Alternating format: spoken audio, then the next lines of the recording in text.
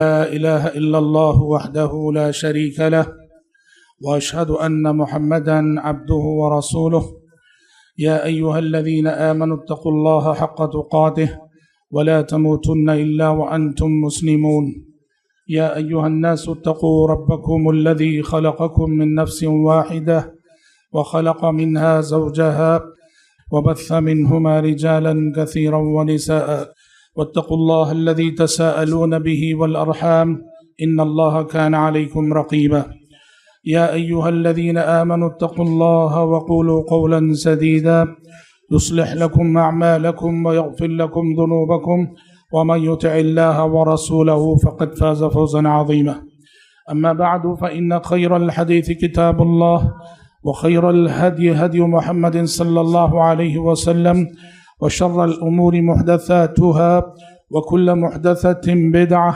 وكل بدعة ضلالة وكل ضلالة في النار.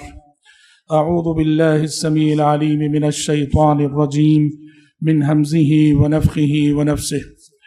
يا أيها الذين آمنوا لا تأكلوا أموالكم بينكم بالباطل إلا أن تكون تجارة عن تراض منكم.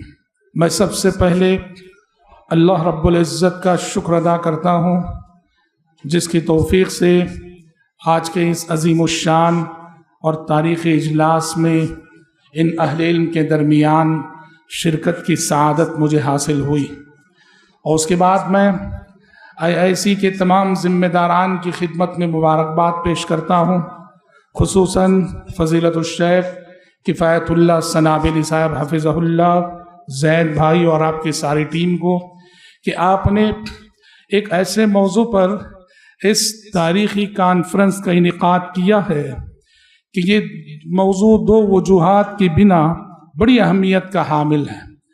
پہلی وجہ تو یہ ہے اسلام کا نظام تجارت، اس موضوع کا تعلق معاملات سے، اور معاملات دین کا وہ حصہ ہے، وہ جز ہے، وہ شعبہ ہے جس پر بہت کم بولا جاتا ہے، جبکہ کتاب و سنت کی روح سے اگر دیکھا جائے عقائد کی طرح، عبادات کی طرح معاملات کا بھی دین میں بڑا مقام ہے اور بڑی اہمیت ہے۔ دوسری بات یہ ہے، یہ موضوع اس لیے بھی اہم ہے اسلام کا نظام تجارت کہ پچھلے چند سالوں میں پونزی اسکیمیں چلانے والے بعض دھوکے بازوں نے اپنے ناجائز کاروبار کو اسلام کا لیبل لگا کر حرام کو حلال کرنے کی کوشش کی۔ نتیجے میں اسلام کے نام پر لوگوں کی زندگی کے سرمایے لوٹے گئے، مذہب اسلام کی توہین کی گئی، اور جس کے نتیجے میں بعض ضعاف الایمان لوگ یا لبرل قسم کے لوگ اسلام سے ہی بدزن ہوئے۔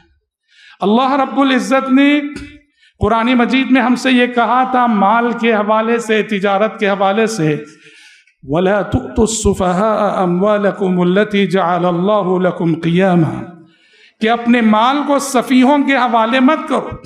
وہ مال جس پر تمہاری زندگی کا انحصار ہے، وہ مال جس پر تمہاری معیشت کا انحصار ہے، وہ مال جس پر تمہارے نظام اقتصاد کا انحصار ہے، یہ مال سفیہوں کے حوالے مت کرو، احمقوں کے حوالے مت کرو، بے وقوفوں کے حوالے مت کرو۔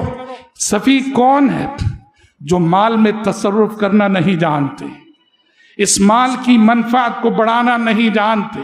ہم نے ایسے سفیہوں پر، انہوں نے حرص و ہوس کے جال ہمارے سامنے بچھائے، اور ہم نے ایسے سفیہوں کے حوالے اپنا مال کیا، ایسے احمقوں کے حوالے اپنا مال کیا جو کاروبار نہیں جانتے یا جن کے پاس کاروبار نہ تھا۔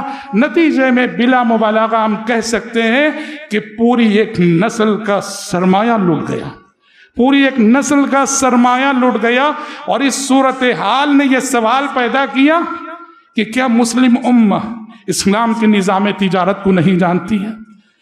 کیا مسلم تاجران اسلامی تجارت کے اصولوں سے نہ واقف ہے کہ پوری کی پوری امت دن کی روشنی میں، دن کے اجالے میں اس طرح لوٹی گئی، مذہب کے نام پہ لوٹی گئی، دین کے نام پہ لوٹی گئی، اسلام کے نام پر لوٹی گئی، اور غیر سودی کاروبار کے نام پر لوٹی گئی۔ اس لیے محترم بھائیوں، ان دو وجوہات کی بنا میں سمجھتا ہوں کہ پوری ایک کانفرنس کا، پوری ایک روزہ پروگرام کا اس موضوع پر منعقد ہونا ایک خوش آئند اقدام ہے۔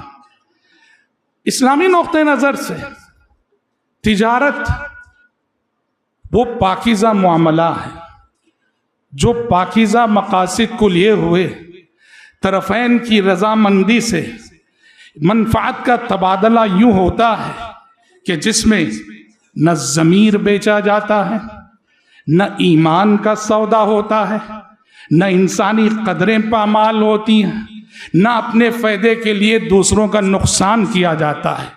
اس لیے بھائیوں، دین اسلام میں تجارت کی بڑی اہمیت ہے۔ ویسے انسانی زندگی میں کسب معاش کے 4 وسائل ہیں: تجارت، زراعت، صنعت و حرفت اور محنت و مزدوری۔ ان چاروں میں تجارت کی فضیلت اور خصوصیت ہی کچھ الگ ہے، اور اس کی سب سے بڑی خصوصیت یہ ہے کہ اللہ رب العزت نے قرآن مجید کے اندر کئی آیتوں میں تجارت کو عبادت کے ساتھ ذکر کیا ہے۔ بڑی بڑی عبادتوں کے ساتھ تجارت کا تذکرہ قرآن میں آپ پائیں گے۔ آپ سورہ قریش پڑھیے، لإیلاف قریش ایلافہم رحلۃ الشتاء والصیف فلیعبدوا رب هذا البیت۔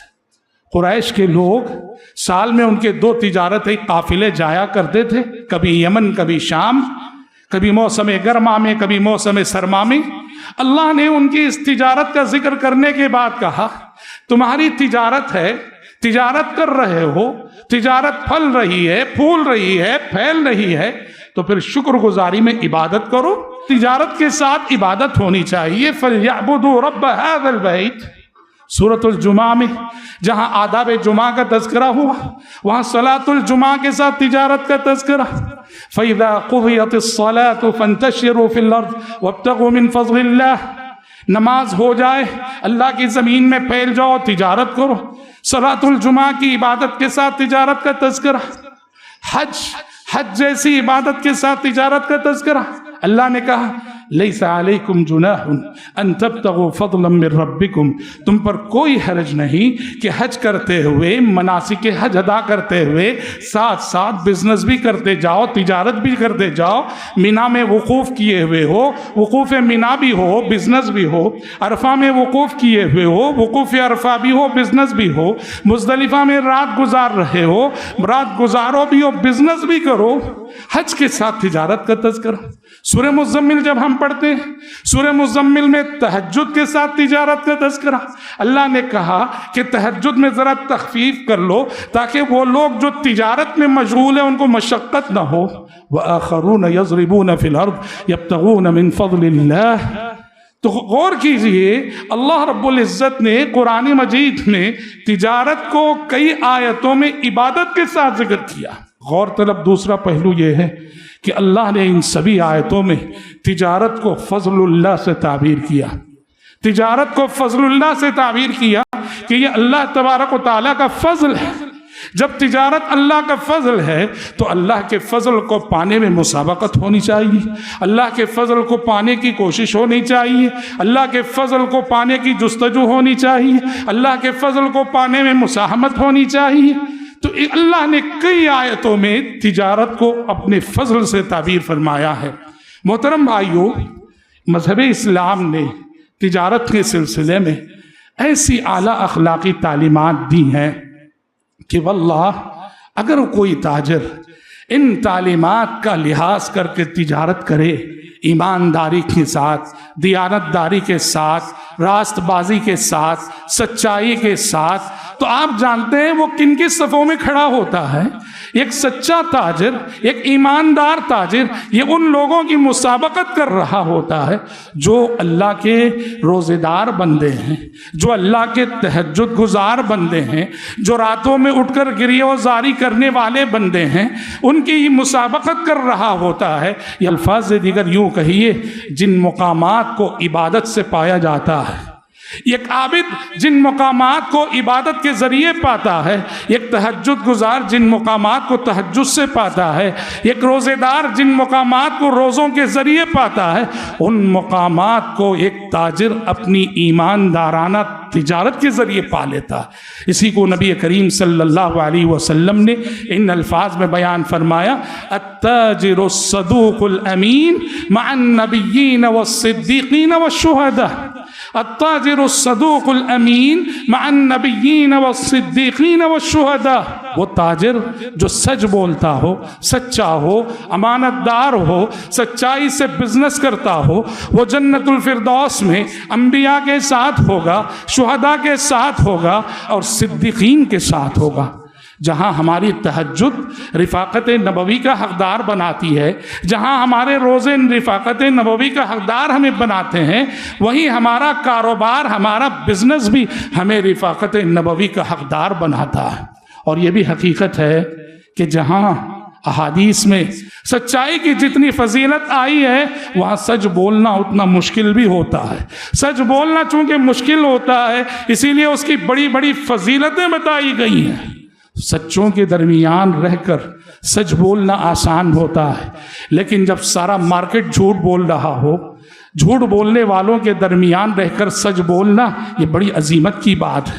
سارا مارکیٹ دھوکے کی بنیاد پہ چل رہا ہو، وہاں ایمانداری کا ثبوت دینا بڑی عظیمت کی بات ہوتی ہے۔ حضرات، قرآن اور حدیث کی تعلیمات یہ ہے کہ تجارت یہ ہمارا ایمان ہے، تجارت یہ ہماری امانت ہے، تجارت یہ ہماری دیانت ہے، تجارت یہ ہمارا تقوی ہے، تجارت یہ ہماری خشیت ہے، تجارت بتاتی ہے کہ خوف الہی میں ہم کہاں کھڑے ہیں۔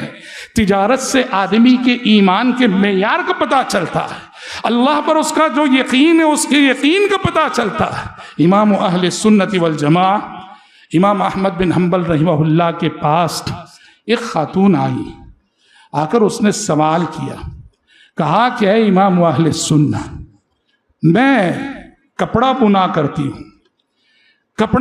کرتی ہوں، چراغ کی روشنی میں کپڑا بنتی ہوں، اور جب کبھی چراغ میں تیل ختم ہو جاتا ہے تو میں پھر چاند کی روشنی میں باقی کپڑا بنتی ہوں۔ مجھے آپ سے پوچھنا یہ ہے امام اہل سنت کہ یہ کپڑا جس کے بعض حصے کو میں نے چراغ کی روشنی میں بنا ہے اور بعض حصے کو چاند کی روشنی میں بنا ہے، جب اس کپڑے کو بیچنے کی باری آئے تو کیا خریدار کے لیے مجھے یہ بتانا ضروری ہو جاتا ہے کہ کپڑے کا کتنا حصہ میں نے چراغ کی روشنی میں بنا ہے اور کپڑے کا کتنا حصہ میں نے چاند کی روشنی میں بنا ہے؟ سوال پوچھنے والی کا تقویٰ واضح تھا۔ امام احمد بن حنبل رحمہ اللہ اس سوال کو سن کر جواب دینے کے بجائے بہت متاثر ہوئے۔ امام احمد بن حنبل رحمہ اللہ نے کہا، او بھلی خاتون، پہلے یہ تو بتا تم کون ہو، کس گھرانے سے تمہارا تعلق ہے، کس خاندان سے تمہارا تعلق ہے کہ دین کے سلسلے میں اس نزاکت اور اس باریکی کا خیال۔ خاتون نے کہا کہ اے امام اہل سنت، میں بشر الحافی کی بہن ہوں۔ تو امام احمد بن حنبل رحمہ اللہ نے کہا، اے بشر الحافی کے گھر والوں، یہ تمہیں لوگوں کے تقوی کا معیار ہو سکتا ہے، یہ تمہیں لوگوں کے تقوی کا معیار ہو سکتا ہے کہ اللہ اکبر، دین کے سلسلے میں اتنا لحاظ کہ چاند کی روشنی میں بنا ہوا کپڑا کتنا ہے اور چراغ کی روشنی میں بنا ہوا کپڑا کتنا ہے۔ اس طرح حضرات، تجارت یہ ہمارا ایمان ہے، اور وہیں تجارت یہ ہمارے اخلاق ہیں۔ تجارت بتاتی ہے ہم اخلاق میں کہاں کھڑے ہیں، اخلاق میں ہمارا معیار کیا ہے۔ تجارت ہمارے کردار کا سانچہ ہے۔ نبی کریم صلی اللہ علیہ وسلم نے فرمایا، رحم اللہ رجلا سمحا اذا باع سمحا اذا اشترى سمحا اذا اقتضى۔ آپ نے کہا اللہ کی رحمت ہو اس بندے پر، اللہ کی رحمت ہو اس بندے پر جو بڑا فراغ دل ہوتا ہے، کوئی چیز بیچے تب بھی، کوئی چیز خریدے تب بھی، اپنے حق کا مطالبہ کرے، تقاضا کرے تب بھی۔ اللہ کی رحمت ہو اس بندے پر جو فراغ دلی کا معاملہ کرتا ہے۔ مطلب یہ ہے کہ تجارت بتاتی ہے اخلاق میں ہمارا معیار کیا اور اخلاق میں ہم کہاں کھڑے ہیں۔ اور فراغ دلی کا مطلب کیا ہے؟ تجارت میں فراغ دلی کا مطلب کیا ہے؟ بیچتے ہوئے، خریدتے ہوئے، اپنے حق کا تقاضا کرتے ہوئے۔ فرض کرو آپ کبھی مارکیٹ گئے ہیں، بازار گئے ہیں، آپ کو ترکاری خریدنی ہے، بڑے بڑے تاجر بیٹھے ہیں، ترکاری اعلیٰ قسم کی ہے، سچ ہے، لیکن دیکھو اسی مارکیٹ میں جہاں بڑے بڑے ترکاری کے تاجر ہیں، جن کے سامنے شاندار ترکاری رکھی ہوئی ہے، وہیں آپ کو ایک بوڑھا نظر آتا ہے، ایک بوڑھی نظر آتی ہے، 80 سال کی عمر ہے، 80 سال کی عمر ہے، آرام کرنے کی عمر میں یہ کمانے کی جستجو کر رہا ہے، اور کما کس لیے رہا ہے؟ اپنی جائیداد کو بنانے بڑھانے، دولت کو بڑھانے کے لیے نہیں، اپنے پیٹ کو بھرنے کے لیے۔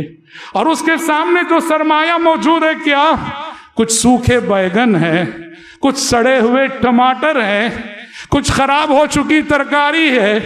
اس بڑے مارکیٹ میں ان بڑے کاروباریوں کے سامنے اس کمزور ضعیف تاجر اور اس کے سرمایہ کی کیا حیثیت؟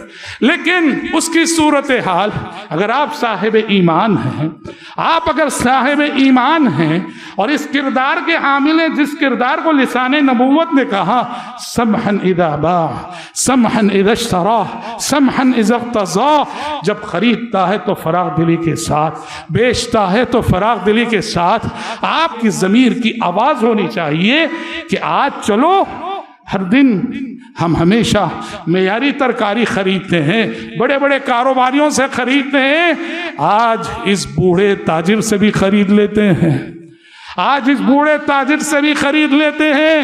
اس سے خریدو، وہ کمانے کے لیے نہیں، وہ بس اپنا پیٹ بھرنے کے لیے اور آرام کرنے کی عمر میں محنت کر رہا ہے۔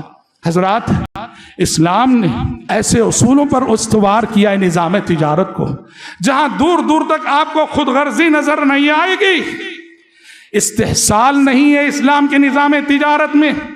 آج سارا مارکیٹ دیکھ لو، مارکیٹ میں خود غرضی ہی خود غرضی ہوتی ہے، غریبوں کا استحصال ہوتا ہے، مگر اسلام نے تجارت اور بزنس کے جو اصول پیش کیے ہیں، یہاں دور دور تک خود غرضی کا کوئی عمل دخل نہیں، یہاں ہمدردی ہی ہمدردی ہے، یہاں غمخواری ہی غمخواری ہے، یہاں خیر خواہی ہی خیر خواہی ہے، جہاں ہر شخص کو، خریدار کو بھی، مشتری کو بھی، بائع کو بھی اپنی بھلائی کا سوچنا ہے، وہیں سامنے والے کی بھلائی کا بھی سوچنا ہے۔ آپ نے احادیث میں وہ واقعہ پڑھا ہے اور بارہا سنا ہے کہ ایک مومن جب خرید و فروخت کرتا ہے، اس کے دل میں جہاں منفعت کمانے کی، اچھی سی اچھی چیز خریدنے کی ایک تڑپ ہوتی ہے، وہیں جس بائع سے وہ خرید رہا ہے اس کی خیر خواہی کا جذبہ بھی اس کے دل میں موجزن ہوتا ہے۔ اللہ اللہ، زندگی میں کبھی بھی کسی کی مجبوری سے فائدہ اٹھانا یہ مومنانہ کردار نہیں ہو سکتا۔ آپ مجبور تھے، آپ کی مجبوری میں نے آپ کی قیمتی چیز کو سستے داموں خرید لیا اور میں خوش ہو جاتا ہوں، ارے اتنی قیمتی چیز اتنے سستے داموں مل گئی۔ مجھے معلوم ہے کہ آپ نے بیچا ہے مجبوری میں، مجبوری میں قیمتی چیز کو سستے داموں آپ نے بیچ ڈالا ہے۔ میں اچھا انسان نہیں اگر مجھے آپ کی مجبوری کا علم ہے، اور اس مجبوری کا علم رہ کر بھی میں آپ کی اس مہنگی چیز کو سستے داموں خریدتا۔ اصحاب رسول کو پڑھیے رضوان اللہ علیہم اجمعین، اللہ اللہ، مارکیٹ میں، تجارت و کاروبار میں انہوں نے ایسے اخلاق پیش کیے کہ واللہ العظیم ایسے اخلاق بزنس کے میدان میں آپ پوری انسانی تاریخ میں دکھا نہیں سکتے۔ جریر رضی اللہ عنہ نے اپنے غلام کو بھیجا کہ جاؤ گھوڑا خرید لاؤ۔ غلام گیا، گھوڑا خرید کے لایا، اور قیمت طے ہوئی 300 درہم۔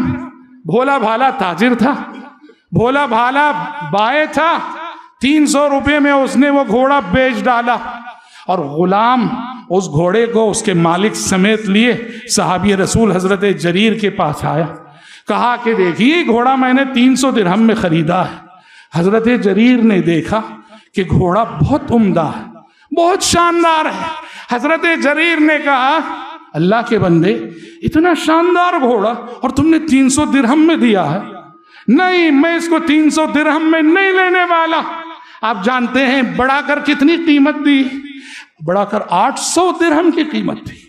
حضرت جریر نے کہا تمہارا یہ گھوڑا یہ 800 درہم کا ہے، 300 درہم میں تم بیچ کر جو ہے دھوکہ کھا رہے تھے۔ آپ دکھا سکتے ہیں تاریخ میں کبھی ایسا کردار؟ اللہ اللہ۔ بخاری شریف کی وہ مشہور حدیث بھی آپ کے علم میں ہونی چاہیے۔ تجارت جب اسلامی اصولوں کے سائے میں ہوتی ہے، طرفین ایک دوسرے کے کتنے ہمدرد ہوتے ہیں، ایک دوسرے کے کتنے خیرخواہ ہوتے ہیں اور دھوکے بازی سے کتنے دور ہوتے ہیں۔ صحیح بخاری کا وہ مشہور واقعہ اللہ کہ آپ صلی اللہ علیہ وسلم نے کہا کہ زمانے قدیم میں ایک بندے نے دوسرے بندے سے زمین خریدی۔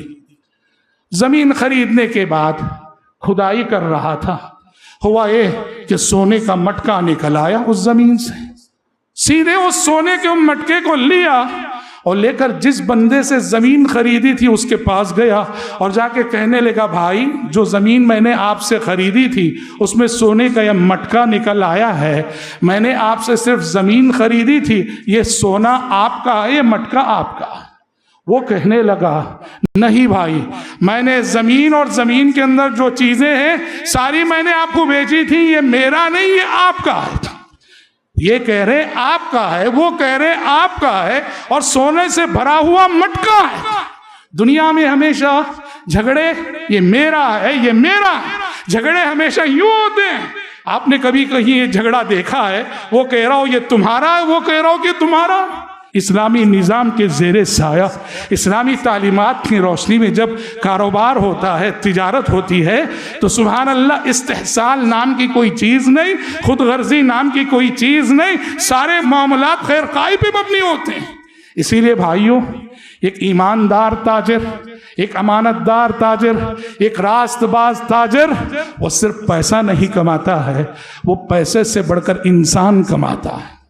اور یاد رکھو پیسہ زندگی کا میل ہے، پیسہ زندگی کا میل ہے، پیسہ کمانا کوئی کمال نہیں۔ آپ سچے تاجر تب ہیں کہ پیسے کے ساتھ ساتھ انسان کماؤ، آپ سچے تاجر تب ہیں کہ پیسے سے زیادہ آپ انسان کماؤ، اور جس سے بھی آپ نے معاملہ کیا ہو وہ گواہی دے کہ یہ بندہ اس جیسا میں نے نہیں دیکھا، اس کی سچائی، اس کی خیر خواہی، آپ کے ساتھ معاملہ کرنے والا ہر بندہ یہ گواہی دے تو پھر آپ سچے تاجر ہیں۔ پیسہ کمانا کوئی کمال نہیں، انسان کمانا اصل کمال ہے۔ اور حضرات، اسلام نے تجارت کے حوالے سے جو اصول پیش کیے، جو تعلیمات دی، ان تعلیمات میں دور دور تک جھگڑے، تنازعات، خصومات دور دور تک نظر نہیں آتے۔ کیوں جانتے ہیں؟ اس لیے کہ اسلام نے ہر طرح کی بے ایمانی، دھوکہ دہی، ڈنڈی مارنا، ناپ تول میں کمی کرنا، ان سب پر اسلام نے روک لگائی ہے، جس کے نتیجے میں جھگڑے ہونے کا سوال ہی نہیں ہے۔ آپ صلی اللہ علیہ وسلم کا گزر مارکیٹ سے ہوا، دیکھا کہ غلے کا ایک ڈھیر ہے، آپ صلی اللہ علیہ وسلم نے اس ڈھیر میں ہاتھ ڈالا، اندر غلہ بھیگا ہوا ہے۔ آپ صلی اللہ علیہ وسلم نے کہا کہ یہ کیا ماجرا ہے؟ وہ بائے نے کہا اللہ کے نبی رات بارش ہو گئی تھی، غلہ بھیگ گیا تھا۔ آپ نے کہا اگر غلہ بھیگ گیا تھا اس بھیگے غلے کو اوپر کیوں نہیں رکھا تم نے؟ آپ نے کہا من غشنا فلیس منا، جو ہمیں دھوکہ دے وہ ہم میں سے نہیں ہو سکتا۔ آپ صلی اللہ علیہ وسلم نے کہا سچ بول کر اور کسی بھی چیز میں موجود عیب کو بتا کر اپنا نقصان کر لو، اس نقصان میں بھی برکت ہوتی ہے، بمقابل اس جھوٹ کے جس جھوٹ سے آپ فائدہ کماتے ہو وہ فائدہ بے برکت ہوتا ہے۔ اور تاہم انسان پھر بھی بشر ہے، انسان ہے، بزنس میں، کاروبار میں کبھی نہ کبھی کہیں نہ کہیں چوک ہو ہی جاتی ہے۔ تو آپ صلی اللہ علیہ وسلم نے تاجر حضرات کو ایک تعلیم اس بات کی بھی دی ہے کہ جب تجارت میں آمدنی ہوتی ہے، کچھ پیسے کماتے ہو، تو آپ نے کہا شوبوا بیعکم بالصدقہ، شوبوا بیعکم بالصدقہ، اپنی آمدنی کا کچھ حصہ صدقہ کر دیا کرو۔ ہر تاجر کو یہ بات مد نظر رکھنی چاہیے، ہم بشر ہیں، کہیں نہ کہیں کچھ کوتاہیاں بزنس میں ہو جاتی ہیں، کبھی غلط بیانی ہو گئی، کبھی جھوٹ زبان سے غیر ارادی طور پہ نکل گیا، کفارے کا راستہ میں بتایا گیا کہ آمدنی کا کچھ حصہ صدقہ کر دیا کرو، شوبوا بیعکم بالصدقہ۔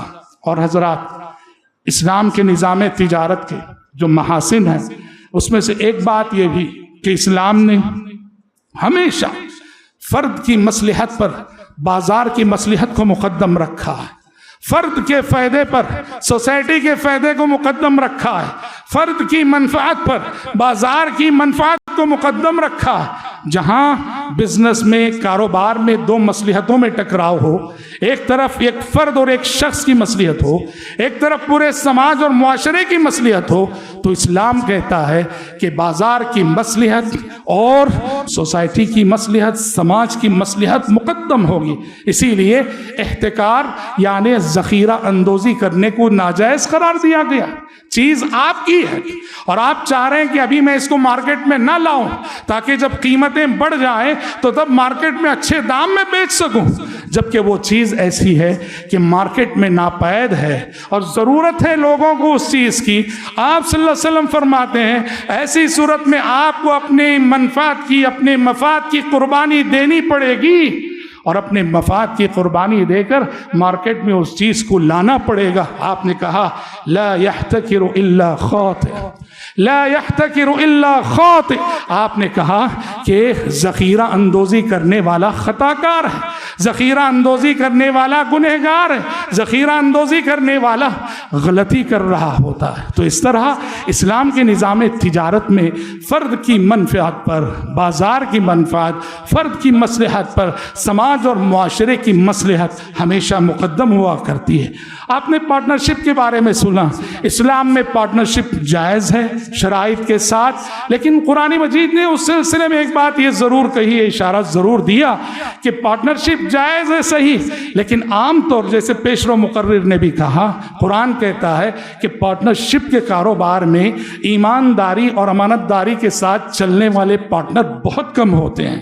اللہ نے سورہ صاد میں کہا وَإِنَّ كَثِيرًا مِّنَ الْخُلَطَاءِ لَيَبْغِي بَعْضُهُمْ عَلَى بَعْضٍ إِلَّا الَّذِينَ آمَنُوا وَعَمِلُوا الصَّالِحَاتِ وَقَلِيلٌ مَّا هُمْ کہ اکثر پارٹنر ایسے ہوتے ہیں اور اکثر شرکائے تجارت ایسے ہوتے ہیں جو ایک دوسرے پر ظلم کرتے ہیں، ایک دوسرے پر زیادتی کرتے ہیں، ایک دوسرے کی حق تلفی کرتے ہیں۔ ایمانداری اور امانت داری کے ساتھ پارٹنرشپ کو نبھا کر چلنے والے کہا بہت تھوڑے ہیں، بہت تھوڑے ہیں۔ وَقَلِيلٌ مَّا هُمْ اور ایسے تو بہت تھوڑے ہیں، اور جیسا کہ آپ نے پیشرو مقررین سے بھی سنا۔ اور حضرات، ایک مومن جب تجارت کرتا ہے، کاروبار کرتا ہے، تو وہ صرف پانے اور کمانے کا حوصلہ نہیں رکھتا۔ ایک مومن تجارت کرتے ہوئے، کاروبار کرتے ہوئے، وہ کمانے کے ساتھ ساتھ کھونے کا حوصلہ بھی رکھتا ہے، کھونے کا حوصلہ بھی رکھتا ہے، کیونکہ وہ مقدر پر ایمان رکھتا ہے۔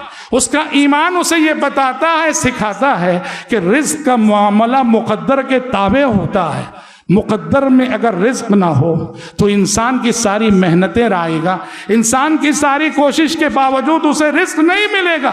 اسی لیے ایک مومن جب تجارت کرتا ہے، ایک مومن جب کاروبار کرتا ہے، تو وہ پانے کے ساتھ ساتھ کھونے کا بھی حوصلہ رکھتا ہے، اور کھو کر بھی وہ بہت خوش ہوتا ہے، اس لیے کہ اللہ کا قانون ہے وَلَنَبْلُوَنَّكُمْ بِشَيْءٍ مِّنَ الْخَوْفِ وَالْجُوعِ وَنَقْصٍ مِّنَ الْأَمْوَالِ وَالْأَنفُسِ وَالثَّمَرَاتِ۔ زندگی آزمائش ہے، زندگی امتحان ہے، اور اللہ نے کہا ہم ضرور تمہیں آزمائیں گے، تمہارا امتحان لیں گے۔ اور زندگی میں آزمائشیں جن صورتوں میں آتی ہیں وہ کیا ہیں؟ بِشَيْءٍ مِّنَ الْخَوْفِ، ہم تمہیں خوف کے ذریعے سے آزمائیں گے، وَالْجُوعِ، بھوک کے ذریعے سے آزمائیں گے، وَنَقْصٍ مِّنَ الْأَمْوَالِ وَالْأَنفُسِ، مالوں میں کمی کر کے آزمائیں گے، جانوں میں کمی کر کے آزمائیں گے، پھلوں میں کمی کر کے آزمائیں گے۔ یہ اللہ کا قانون ہے، یہ اللہ کا قانون ہے۔ اس لیے مقدر پر ایمان رکھنے والا تاجر کمانے کی جستجو کرتا ہے، کمانے کی کوشش کرتا ہے، لیکن اگر کمانے کے بجائے اسے گنوانا پڑ جائے تو وہ کھونے کا بھی حوصلہ رکھتا ہے۔ اور آپ بتائیے کہ جس تجارت کو صہیب رومی رضی اللہ عنہ کی پیارے نبی صلی اللہ علیہ وسلم نے نفع بخش تجارت قرار دیا تھا، وہ کون سی تجارت تھی؟ مومن دنیا میں جب کھوتا ہے نا، دنیا میں پاتا ہے تو وہ پانا ایک نعمت ہے، لیکن اگر مومن دنیا میں کھوتا ہے تو اس کی تجارت وہ آخرت کی تجارت بن جاتی ہے۔ دنیا میں کھوتا ہے آخرت میں پانے کے لیے، دنیا میں وہ نقصان اس کا ہوتا ہے آخرت کے فائدے کے لیے۔ صہیب رومی رضی اللہ عنہ سب کچھ گوا کے گئے تھے، سب کچھ لٹا کے گئے تھے، اور آپ صلی اللہ علیہ وسلم نے ان سے کہا تھا ربح صہیب، ربح صہیب۔ صہیب کی تجارت کامیاب ہو گئی، صہیب کی تجارت کامیاب ہو گئی، صہیب کی تجارت بڑی نفع بخش ہوئی، صہیب کی تجارت بڑی نفع بخش ہوئی۔ آپ بتاؤ حضرت صہیب رومی رضی اللہ عنہ نے کون سی تجارت کی تھی جس کو آپ نے نفع بخش کی؟ مکے سے نکلے تھے، مکے والوں نے سب کچھ لے لیا تھا ان سے، سب کچھ چھین لیا تھا ان سے، اللہ کے راستے میں سب کچھ گوا کر گئے تھے۔ وہ آپ صلی اللہ علیہ وسلم نے اس کھونے کو پانے سے تعبیر کرتے ہوئے کہا ربح صہیب، ربح صہیب۔ صہیب کی تجارت کامیاب ہو گئی، صہیب نے بڑی نفع بخش تجارت کی۔ اس طرح مومن محنت کرتا ہے، کوشش کرتا ہے اور مقدر سے راضی ہوتا ہے، فائدہ ہو تو بھی ٹھیک، نقصان ہو تو بھی ٹھیک۔ اور حضرات ظاہری اسباب کے ساتھ ساتھ مومن کی توجہ معنوی اسباب پہ بھی ضرور ہوا کرتی ہے۔ ایک ہوتا ہے ہمارا منصوبہ، ہماری پلاننگ، یہ سب اپنی جگہ بجا، لیکن تجارت میں اللہ رب العزت نے جو معنوی اسباب ذکر کیے ہیں، ایک مومن ظاہری اسباب کے ساتھ ساتھ ان معنوی اسباب پہ بھی پوری توجہ دیتا ہے۔ چنانچہ رزق کا معاملہ ہے، شریعت نے کہا رزق کے معاملے میں عقیدہ توکل کا بڑا کردار ہے، عقیدہ توکل کا بڑا کردار ہے۔ آپ نے کہا لو انکم تتوکلون علی اللہ حق توکلہ لرزقکم کما یرزق الطیر تغدو خماصا وتروح بطانا۔